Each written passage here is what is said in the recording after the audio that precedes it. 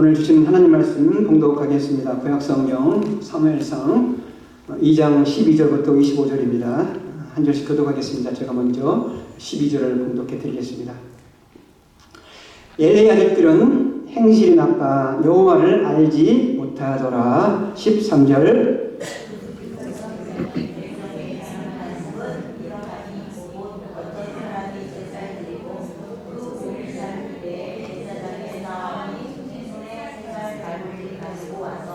그것으로 냄비에나 솥에나 큰 솥에나 가마에 찔러 넣어 갈고리에 걸려 나오는 것은 제사장이 자기 것으로 가리되 실로에서 그곳에 온 모든 이스라엘 사람에게 이같이 할 뿐이니라.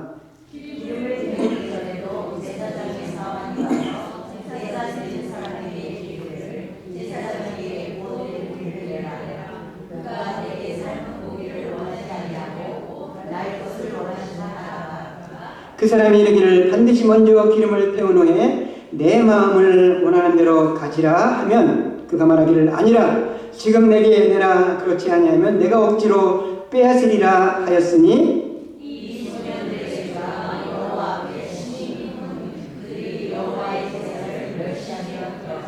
사무엘은 어렸을 때에 세마포 에봇을 입고 여호와 앞에 섬겼더라.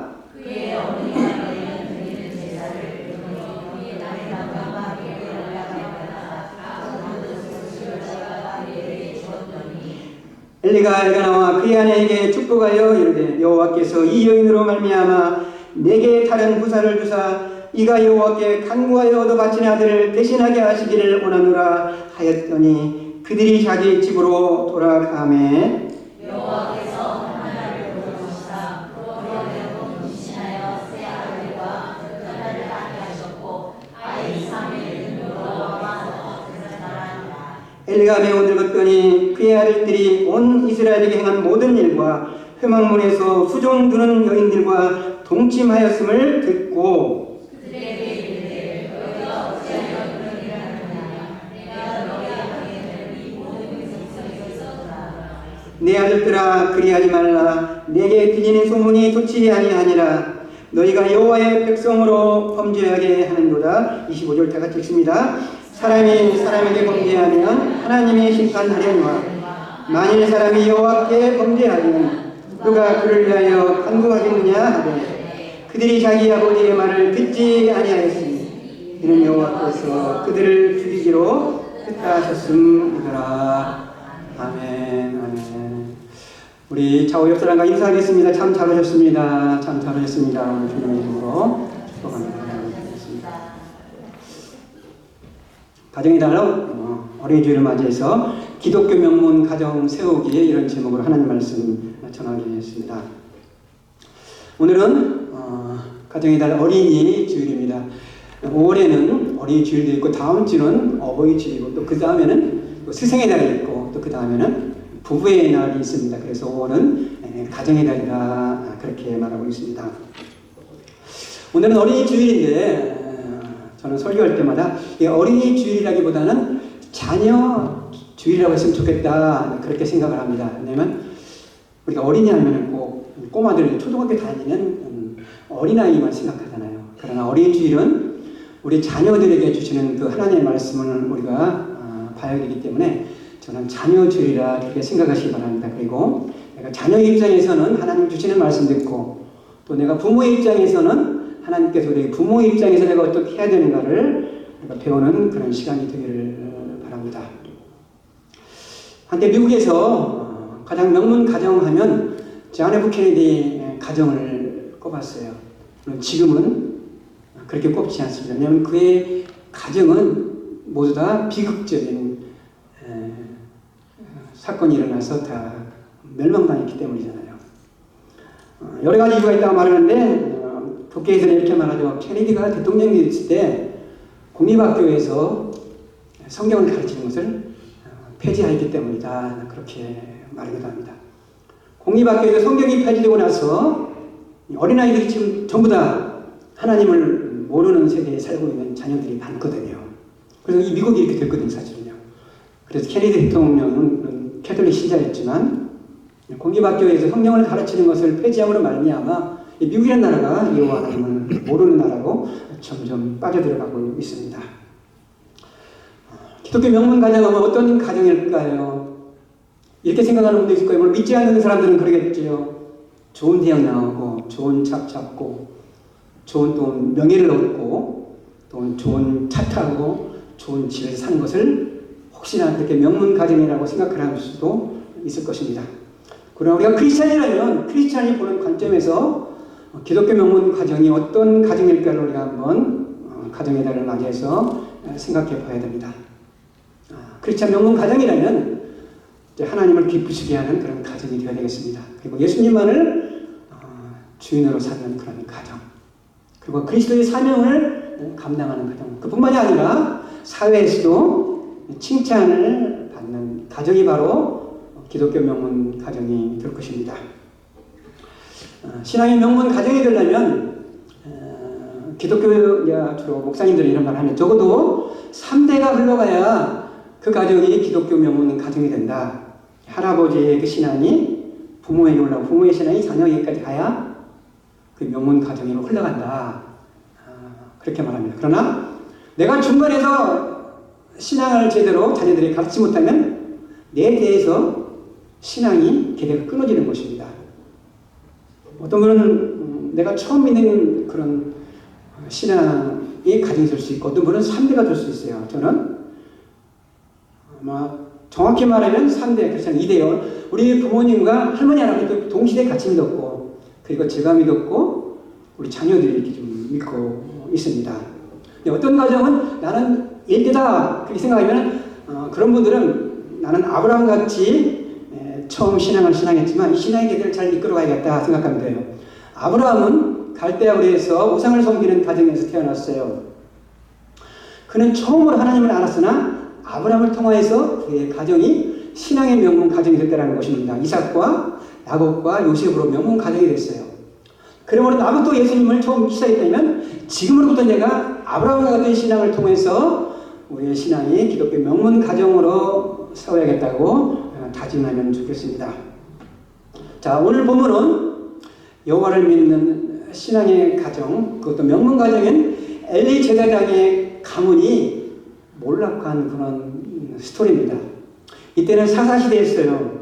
사사시대는 왕이 없을 때에 사사가 되신 이스라엘 나라의 영적으로, 군사적으로, 정치적으로 지도자로서 다스렸습니다. 여호수아가 죽고 나서는 바로 사사시대였습니다. 사사시대는 14명의 사사가 있었어요. 온니엘이라는 사사가 시작해서 엘리, 그리고 사무엘까지 14명의 사사가 있었습니다. 엘리는 제사장이며 사사였습니다. 엘리는 어떤 가문이냐면 아론 대제사장의 가문이었습니다. 하나님께서는 대제사장의 가문은 반드시 아론의 후손들이 대제사장의 가문이 되게 하였습니다. 그래서 이 엘리 가정은 아론의 후손이었습니다. 아론의 후손으로서 지금 엘리는 대제사장입니다. 그런데 대제사장 그 다음 후대에 그의 아들 홈리와 비느하스가 하나님을 모르고 망나니 생활하다가 엘리 가문이 몰락하게 됩니다. 여러분, 가정의 달 어린이 주일을 맞이하여 몰락한 엘리 가정을 반면 교사를 삼아서 기독교 명문 가정을 세우겠다고 다짐하는 그런 시간이 됐으면 좋겠습니다. 기독교 명문 가정을 세우려면 첫 번째, 자녀가 여호와 하나님을 알도록 가르치십시오. 우리 같이 제목 읽겠습니다. 자, 시작. 자녀가 여호와를 알도록 가르치라. 첫 번째 대지입니다. 성경은 엘리의 자녀들이 어떤 사람이었는가 이렇게 말하고 있습니다. 12절입니다. 엘리의 아들들은 행실이 나빠 여호와를 알지 못하더라. 행실이 나빠. 옛날 개혁 성경은 엘리의 아들들은 불량되라 그렇게 나와 있습니다. 자, 여러분, 홈리와 비느하스는 아버지가 제사장입니다. 누구보다도 제사장 가문으로서 신앙의 본을 보여야 하는 가정인데 엘리의 아들들은 행실이 나빴다는 것입니다. 여호와 하나님을 알지 못하겠다고 성경은 말하고 있습니다. 여러분 이 말씀을 한번 묵상해 보십시오. 제가 이 말씀을 묵상했어요. 과연 홈리와 비느하스가 여호와 하나님을 몰랐을까요? 제사장 가문이니까 아버지 엘리로부터 율법을 배웠을 것입니다. 하나님에 대해서 배웠을 것입니다. 그리고 아버지가 성소에서 제사일을 집행할 때 옆에서 도왔습니다. 그런데 엘리의 아들들은 여호와를 알지 못한다고 성경은 말하고 있습니다. 왜 그랬을까요? 그들은 여호와에 대한 지식은 있지만 삶에는 여호와 하나님이 없었다는 것입니다. 이런 사람을 성경은 여호와를 알지 못한다 그렇게 말하고 있습니다.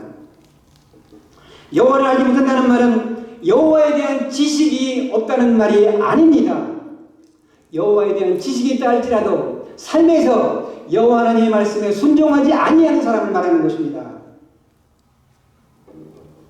여러분, 엘리 제사장은 사람들에게 여호와 하나님을 알도록 가르치는 사람입니다. 그런데 아이러니하게도 자기의 아들들은 여호와 하나님을 몰라요. 이런 말이 있잖아요. 수신제가 치국평천하. 먼저 나를 다스리고 가정을 다스린 다음에 나라를 다스리는 지도자가 된다는 사실입니다. 자, 여러분, 엘리는 하나님을 알도록 가르치는 제사장이었으나 그의 아들들은 여호와 하나님을 알지 못한다고 말하고 있습니다. 여러분, 어찌 엘리 가정만에 이런 일이 있습니까? 우리의 가정은 그렇지 않을까요? 목사의 가정, 장로의 가정, 권사의 가정, 집사의 가정을 보세요. 교회에서는 신앙이 좋고 열심히 충성하나 자녀들 보면은 그렇지 못한 자녀가 많이 있잖아요. 특별히 목사의 가정도 그런 사람 많아요. 특별히 자녀들이 고등학교 때까지는 교회를 잘 봐요. 부모 따라서. 고등학교 지나고 대학교 가면은 차 타고 5년 다니는 그다음부터 교회를 안 나오는 거예요. 부모에 보면은 정말 신앙이 좀 자녀를 보면 아니 옳시다. 그런 가정이 상당히 많다는 것입니다. 여러분, 엘리 가정의 스토리가 우리와 동떨어지는 스토리가 아니라는 거예요. 지금 믿는 가정을 지금 말하는 것입니다. 여러분, 여호와 하나님을 알지 못하는 이 엘리 제사장의 가정은 결국 어떻게 됐습니까? 몰라겠다는 사실이에요. 제가 코로나 바이러스 있기 전에는 멕시코에 의료 선교를 1년에 너댓 차례 제가 갔어요. 제가 선교를 갈 때마다 항상 동행하는 한 목사님이 계십니다. 70대 후반의 그 황선준 목사님이십니다. 그분은 멕시코인 그 데킬라 도시에 가서 신학생들을 가르치기 때문에 일주일에 한 번은 멕시코에 갔다가 오는 거예요. 근데 어느 날 데킬라 그 멕시코 도시에 가서 오다가 오면은 이곳에 들어오면 바로 만나는 후레이가 805 후레이입니다. 805 후레이에 들어오자마자 제가 정신을 잃었다는 겁니다. 나중에 그분이 정신을 깨고 보니까 들어오고 청년이 역주행을 해가지고 자기를 들이받은 거예요. 그래서 이 목사님의 오른팔이 부러지고 오른다리가 부러지고 창자가 터져버린 거예요. 의사가 오늘 하루 못 넘긴다고 가족에게 장례식을 준비하라고 가르쳤어요. 그런데 기적적으로 하나님의 은혜로 황선준 목사님이 살아납니다. 그리고 병원에 있을 때 이제 통역을 통화해서 이제 검사가 전화가 왔다는 겁니다. 드라이버가 역주행을 해서 너를 쳤는데 내가 이 사람을 살인 미수죄로 고소한다. 그렇게 검사가 말했다는 것이죠. 근데 이 황 목사님이 이렇게 말했대요. 나는 목사다. 나는 그 청년이 누구인가도 모르는데 앞길이 창창한 청년인데 그 청년을 감옥에 가두면 어떻게 되겠냐? 그분을 용서해 주라. 그렇게 말했다는 거죠. 그분이 병원에서 퇴원해서 집에서 요양할 때 그 드럼부트로에만 그 청년과 그 아버지가 황선준 목사님한테 용서를 빌려 왔습니다. 그런데 그 목사님이 누군가 알아보고 나서 이 황선준 목사님 깜짝 놀라요. 그 목사님은 누구였냐면 샌디에고에서 가장 큰 2만 명이나 되는 스카이라인 처치의 담임 목사 짐 갈로라는 목사님이었다는 거예요. 그 아들은 진급이에요. 그 아들은 술 먹고 마약하고 히피했다라는 것이죠. 교회도 잘 안 나가는 그런 사람이었어요. 그 교회는 이스라엘 전적으로 설교해가지고 그 목사님께서 이스라엘만 60번 갔다 왔다는 거예요. 그 목사님이 이스라엘로 설교 갔을 때 그 제이콥이 술 먹고 두려워해가지고 이 황선임 목사님을 갖다 들이받은 거예요. 둘이 펑펑 울면서 잘못했다고 제이콥이 용서를 빌었다는 것이죠. 그때 여러 교인도 왔는데 용서하는 장면을 전부 다 녹음을 했대요. 녹음한 이유가 있어요. 그걸 갖다가 판사한테 제출했다는 거예요. 이렇게 황선진 목사님이 이 아들을 용서하니까 판사가 선처를 해주십시오. 그래가지고 그가 제이콥이 집행유예로 풀려나와요. 놀라운 사실은 그리고 나서 이 제이콥이 머리도 단단히 잘라고 마약, 술 먹는 거 다 끝나고 이제 교회에 충성하는 아들로 변호가 됐다는 그런 말을 제가 들은 적이 있습니다. 여러분, 목회자의 자녀라고 여호와 하나님 꼭 아는 건 아니라는 거예요. 아무리 신앙이 좋은 부모의 가정이라 할지라도 자녀의 세대 와서 여호와 하나님을 모르는 가정이 많다는 겁니다. 부모는 자녀에게 하나님은 사랑의 하나님이다, 축복의 하나님이다, 은혜의 하나님이다, 복을 주시는 하나님이라고 자녀들에게 가르쳐야 할 책임이 있어요. 여러분, 디모데는 어떤 사람입니까? 사도 바울이 내 아들이라고 디모데의 신앙을 갖다가 칭찬했는데 그는 할머니 로이스와 어머니 윤희계 밑에서 신앙생활을 했어요. 그래서 디모데가 아주 훌륭한 신앙으로 잘 자랐습니다. 바로 특별히 로이스 할머니의 신앙으로 인해서. 제가 중고등부 전도사를 할 때 신앙이 좋은 학생들이 있어요. 자세히 보니까 그 학생은 할머니하고 같이 살더라고요. 할머니하고 같이 사는 자녀들을 보면 대체적으로 신앙이 좋아요. 자세히 보세요, 여러분들. 할머니가 손녀, 손녀들에게 사랑으로 신앙을 쫙 가르쳐줍니다. 자, 여러분 자녀가 있고 여러분 손자, 손녀가 있습니다. 그렇다면 나는 부모로서 할머니, 할아버지로서 자녀들에게 신앙교육을 하고 있습니까? 여호와 하나님을 알도록 가르치고 있습니까? 할머니, 할아버지가 손자, 손녀들에게 여호와 하나님을 알도록 하는 것, 그게 바로 가정 선교인 것입니다. 큰 사역이에요. 보통 선교가 아닙니다. 기독교 명문 가정을 세우려는 첫 번째, 여러분의 자녀들이 여호와를 알도록 가르치십시오. 두 번째, 기독교 명문 가정을 세우려면 자녀가 예배를 중요시하도록 가르치십시오. 자, 같이 읽겠습니다. 시작. 자녀가 예배를 중요시하도록 가르치라. 우리 17절 우리 같이 한번 읽겠습니다. 시작. 이 소년들의 죄가 여호와 앞에서 심히 그들이 여호와의 제사를 멸시함이었더라. 구약시대에는 5가지 제사가 있습니다. 번제, 소제, 속건제, 속제제, 화목제 5가지가 있는데 이런 제사를 드릴 때마다 제사장에게 받는 몫이 있어요. 제사장들은 그 몫으로 생활을 했습니다.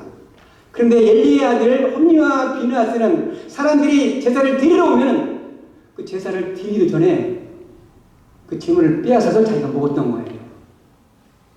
성경은 뭐라고 말합니까? 여호와의 제사를 멸시한 것은 여호와 앞에 심히 큰 죄라는 것입니다. 이 소년들의 죄가 여호와 앞에 심히 크다는 것입니다. 여러분, 여호와의 제사가 오늘날로 말하면 무슨 말입니까? 예배입니다. 예배를 멸시하는 것은 하나님 앞에서 심히 큰 죄라는 거예요. 엘리는 여호와의 제사를 귀중히 여기도록 자녀들에게 가르치지 못했다는 것입니다. 부모님들은 먼저 예배를 중히 여기십시오. 그리고 자녀들에게 예배를 귀중히 여기도록 가르치십시오. 부모가 제대로 예배를 중히 여기지 아니면 자녀들은 예배를 중히 여기지 아니할 것입니다. 부모는 자녀들이 주의를 잘 지키도록 가르치고 하나님의 말씀을 잘 배우도록 가르쳐야 할 책임이 있는 것입니다. 미국 정부는 해마다 올해의 모범 가정을 뽑아요. 1984년도에 정말 자랑스럽게도 한국인 가정이 미국에서 모범 가정으로 뽑혔습니다. 그 가정이 고강림 박사와 전혜림 박사님의 가정입니다. 전혜성 박사. 고강림 박사는 하버드 법대 출신이고요. 이분이 미국에 와서 영사로 있을 때 한국에서 5.16 쿠데타가 일어나니까 이분이 미국에 망명을 합니다. 이 가족이. 그리고 이분이 대학교에서 강의하고 전혜성 박사도 예일대에서 사회학을 가르치는 교수입니다. 이들 두 부부에는 슬아가 사남이 이녀가 되었는데 사남이는 전부 다 MIT, 하버드 법대를 나온 거예요. 그래서 이들 가정이 미국에서 연구 대상이 된 겁니다. 어떻게 해서 이들 자녀가 이렇게 잘 됐냐는 것이죠. 그래서 인터뷰를 하게 된 것이죠. 특별히 세 번째 아들은 우리가 잘 아는 사람이에요. 자, 그는 하버드 대학을 최우수 성적으로 졸업하고 마샬 장학생으로 선발되고 옥스퍼드 대학을 최우수 성적으로 졸업을 했는데 그가 미 연방정부 인권 담당 차관보를 지낸 고흥주 박사예요. 고흥주 박사 신문에 많이 나옵니다. 그분이 2004년도에는 에일대 법대 학장으로 선임이 됐고 그의 형님은 보고무 차관부를 지낸 고경주 박사예요. 일부에 끝나고 나니 그러더라고요. 치우니까 그분이 혹시 헤럴드 부시아니냐. 맞아, 영어로는 헤럴드 부입니다. 우리는 잘 모르는데 미국에서는 이 사람 너무 잘하는 거예요. 모범된 가정으로. 그 전혜성 박사한테 기자가 물어본 것이지 어떻게 해서 여러분이 자녀가 이게 잘 됐습니까? 질문을 한 겁니다. 인터뷰를 한 거죠. 근데 고강민 박사는 대학교에 강의 나가기 위해서는 새벽 52분에 열차를 탔다 그러는 거예요. 바빠가지고 자녀들과 대화할 시간이 없는 겁니다. 그래서 부부가 상봉을 나서 자녀들을 3시에 깨웠다는 3시. 3시에 깨워가지고 가정 예배를 썼다는 거예요. 이 새벽 예배죠. 지금 보면요. 새벽 식탁에 모여서 우리가 하나님께 예배를 드렸습니다. 오늘의 우리가 이렇게 모범 가정으로 꼽힌 것은 가정 예배 때문입니다. 이렇게 말을 했어요. 여러분은 여러분의 자녀들과 함께 가정 예배를 드리고 있습니까? 가정 예배 드릴 시간이 없어? 우리 고강민 박사 가정을 보면 다 핑계라는 걸 알 수가 있잖아요. 함께 모이면 자녀와 예배 드리는 습관을 가지시기 바랍니다.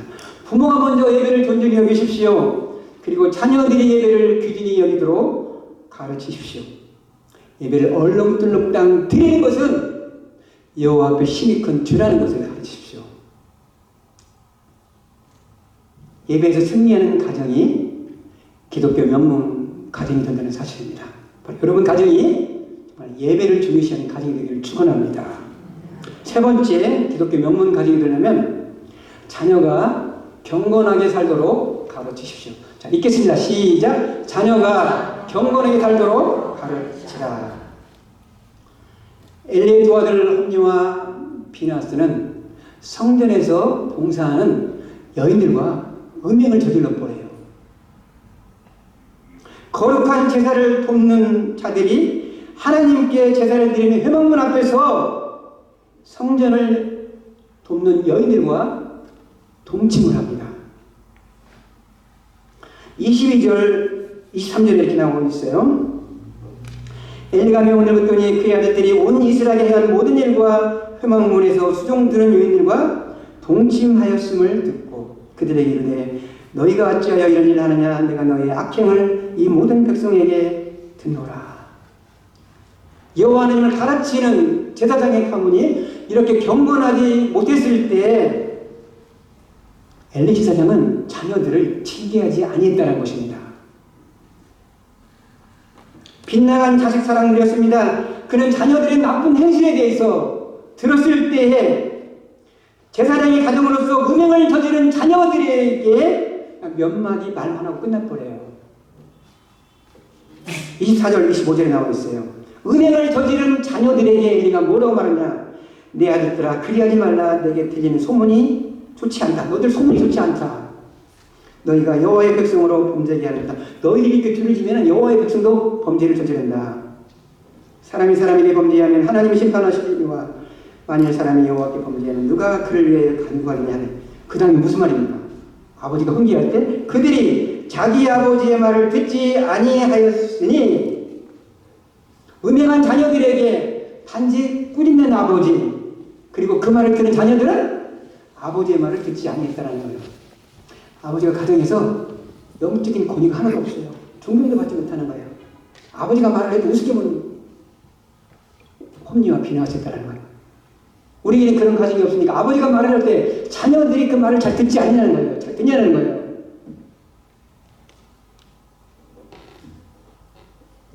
그의 자녀들은 제사장 가정에서 자랐지만, 신앙의 가문에서 자랐지만 여호와 하나님을 몰랐고 예배를 멸시했고, 그리고 또한 음행을 저질렀다는 사실입니다.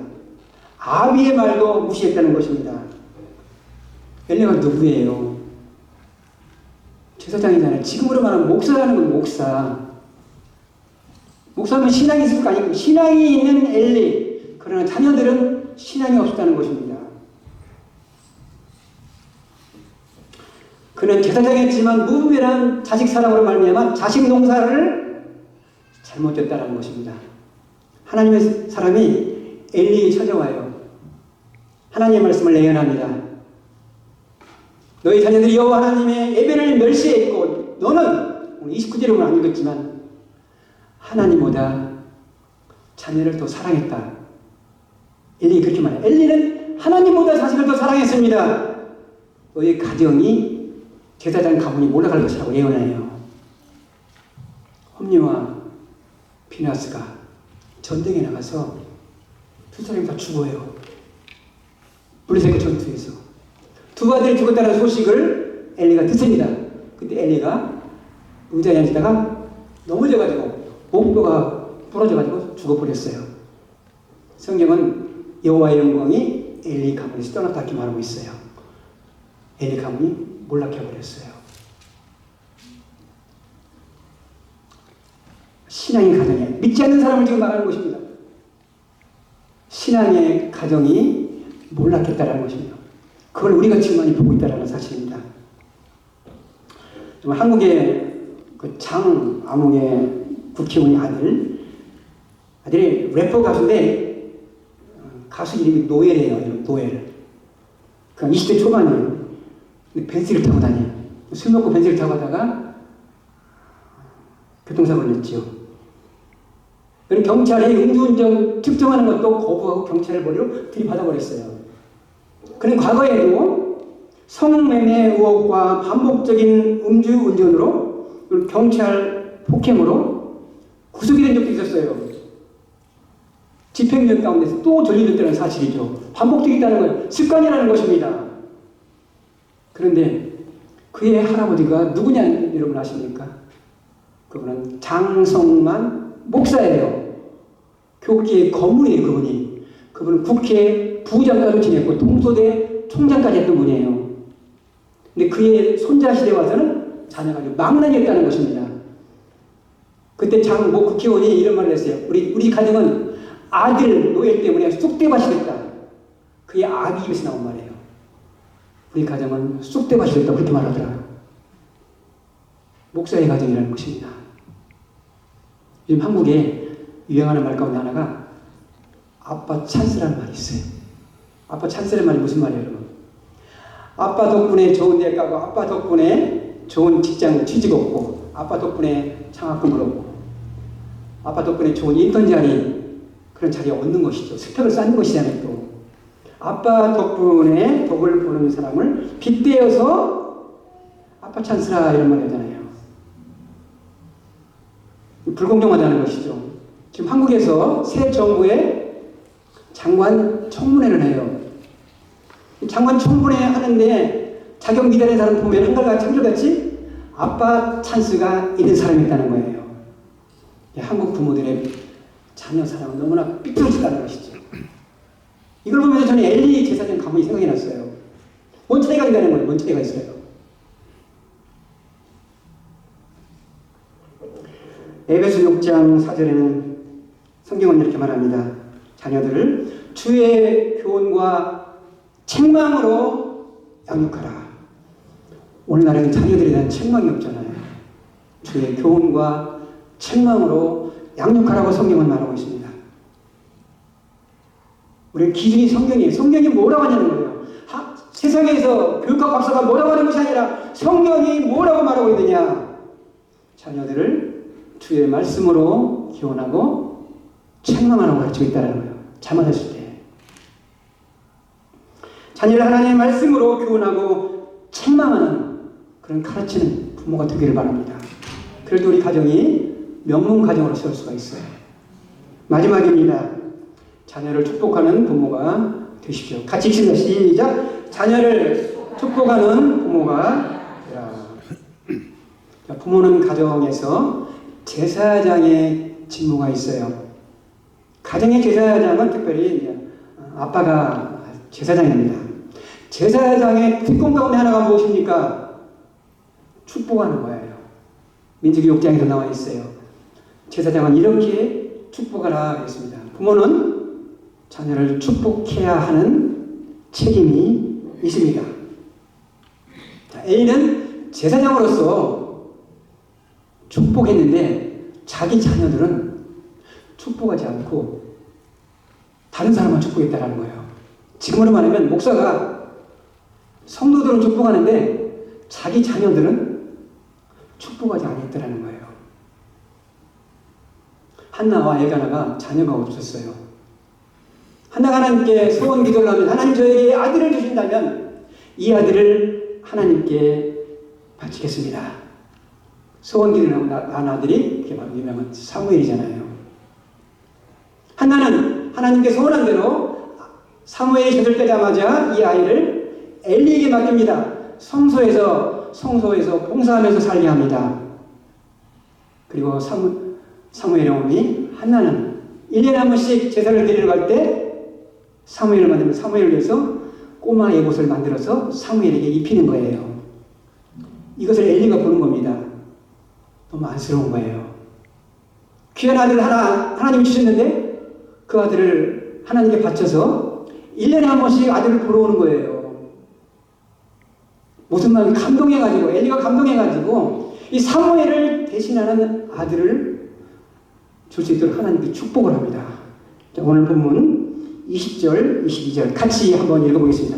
자, 시작. 엘리가 엘가나와 그의 아내에게 축복하여 이르되 여호와께서 이 여인으로 말미암아 내게 다른 후사를 주사 이가 여호와께 간구하여 얻어들인 아들을 대신하게 하시기를 원하노라 하였더니 그들이 자기 집으로 돌아가니 여호와께서 한나를 돌보시사 그로 하여금 임신하여 세 아들과 두 딸을 낳게 하셨고 아이 사무엘은 여호와 앞에서 자라니라.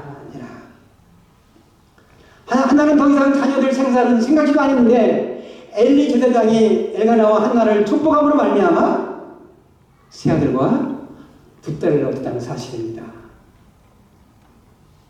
가정의 제사장인 부모는 자녀들을 축복해야 한다는 것입니다. 어떤 분 그래요. 나는 자녀들을 축복을 잘 못하겠대요. 목사나 축복꾼이지 어떻게 우리가 축복합니까? 잘못 생각한 거예요. 왜냐면 그렇게 하는 분들은 내가 복을 주는 것으로 착각하는 거예요. 내가 복을 주는 것은 아니에요. 하나님이 복을 주는 것이고 우리는 하나님의 복을 비는 거예요. 내가 자녀들을 축복한다고 내가 복을 주는 것은 아니에요. 하나님께 복을 주시라고 축복하는 거거든요. 그게요. 다윗왕은 존경받는 성군이었습니다. 그는 가정에서는 제사장의 직분으로서 자기 자녀를 축복했다는 사실입니다. 아버지들이 특별히 귀중하게 여겨야 할 제가 아름다운 성경 구절을 여러분에게 소개합니다.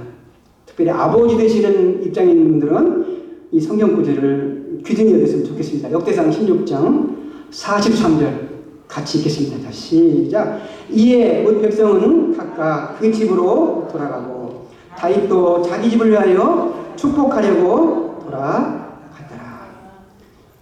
다윗은 왕으로서 자기 일을 마치고 집으로 돌아갈 때 자기 가족을 축복하려고 돌아갔다고 성경은 말하고 있습니다. 얼마나 아름다운 구절입니까? 여러분 이렇게 한번 시도한 적 있습니까? 오늘 우리 집 들어가서 우리 자녀들을 축복해야겠다. 얼마나 아름다운 말입니까?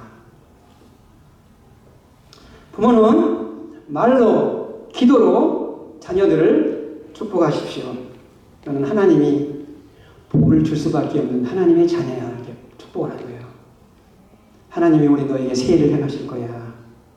어려울 때는 걱정하지 말라. 하나님께서 너에게 상황이 좋은 쪽으로 바꾸어 주실 거야. 너는 어디를 가든지 무엇을 하든지 하나님의 은혜를 입을 거야. 형통하게 될 거야. 승리하게 될 거야. 그게 말로 축복하는 거예요. 축복을 받고 자라는 아이가 잘 되는 거예요. 자, 부모는 자녀들을 축복해야 하는 책임이 있고, 자녀 입장에서는 부모가 축복할 때 그 축복을 귀중히 여기십시오. 그게 바로 축복을 받는 그릇이에요. 부모가 아무리 축복을 한다 할지라도 자녀가 그 축복을 받을 그릇이 없으면 못 받는 거예요. 부모가 주는 그 축복을 귀중히 여기면 그 복을 받는 겁니다. 그러므로 자녀들은 부모에게 기도 제목을 말하는 거예요. 그 기도 제목이 무엇이 있습니까? 자녀들의 꿈 아니겠습니까? 자녀들의 소원 아닙니까?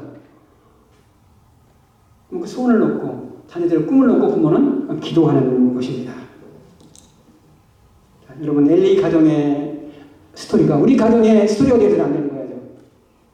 우리는 엘리 가정의 스토리를 통하여서 교훈을 받아야 되는 것입니다. 우리 주일을 맞이해서 기독교 명문 가정이 되려면 첫 번째 어떻게 하라고 했습니까? 여호와를 알도록 자녀를 가르치십시오. 두 번째는 자녀가 예배를 귀중히 여기도록 가르치십시오.